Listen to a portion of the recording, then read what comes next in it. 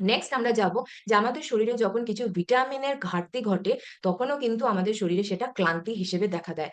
যেমন আমাদের যখন ভিটামিন B12 এর অভাব হয়, ভিটামিন বি টুয়েলভ ভীষণভাবে গুরুত্বপূর্ণ রেড ব্লাড সেল, আমাদের রক্তে যে লোহিত রক্তকণিকা রয়েছে তার প্রোডাকশনের জন্য। ঠিক আছে? কারণ লোহিত রক্তকণিকা আমাদের আরবিসি তৈরি করতে আমাদের ভিটামিন B12 লাগে, আমাদের আয়রন লাগে এবং আমাদের ফলিক অ্যাসিড লাগে।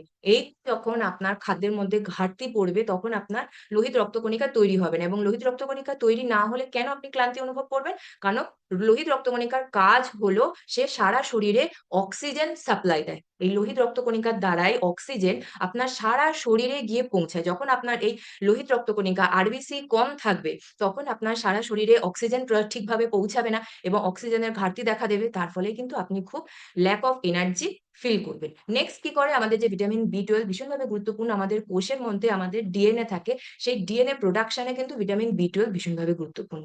আর আমাদের সারা শরীরে যে নার্ভ রয়েছে, স্নায়ুতন্ত্র রয়েছে, সেই নার্ভের প্রপার ফাংশনিং এর জন্য ভিটামিন B12 ভীষণভাবে গুরুত্বপূর্ণ। আপনার যখন ভিটামিন B12 এর ঘাটতি হবে, তখন কিন্তু পেরিফেরাল নিউরোপ্যাথি হবে। আপনার যে হাত এবং আপনার পায়ের আঙ্গুলে আপনি ঝিনঝিন অনুভব করবেন, পিন ফোটানোর মতো অনুভব করবেন। তো এইগুলো হচ্ছে ভিটামিন B12 এর ঘাটতির ফলে হয়। তারপর কি, ভিটামিন সি। আমরা সকলে জানি ভিটামিন সি আমাদের ইমিউনিটি পাওয়ারকে স্ট্রং করে। আমাদের ইমিউনিটি পাওয়ারকে স্ট্রং করার জন্য ভীষণভাবে গুরুত্বপূর্ণ। আমাদের স্কিনের জন্য, আমাদের হেয়ারের জন্য, ত্বক এবং চুলের স্বাস্থ্যের জন্য ভিটামিন সি ভীষণ ভালো। এগুলো আমরা জানতাম।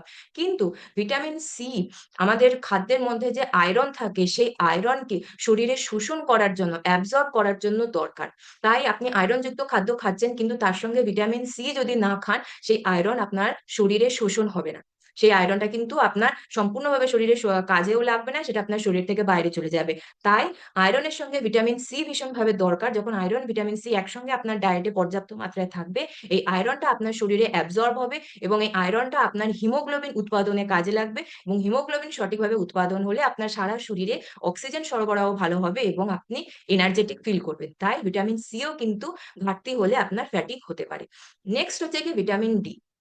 আমরা জানতাম যে ভিটামিন ডি আমাদের হাড়ের জন্য খুব ভালো, দাঁতের জন্য খুব ভালো, মাসেলের জন্য খুব ভালো, এবং ভিটামিন ডি কে সানশাইন ভিটামিন বলা হয়, কারণ আমরা রোদ্দুর থেকে ভিটামিন ডি আমাদের ত্বকের নিচে তৈরি হয়। কিন্তু এই ভিটামিন ডি কি হয়, আমাদের খাদ্যের মধ্যে যে ক্যালসিয়াম থাকে, সেই ক্যালসিয়ামকে শোষণ করার জন্য ভিটামিন ডি ভীষণভাবে গুরুত্বপূর্ণ।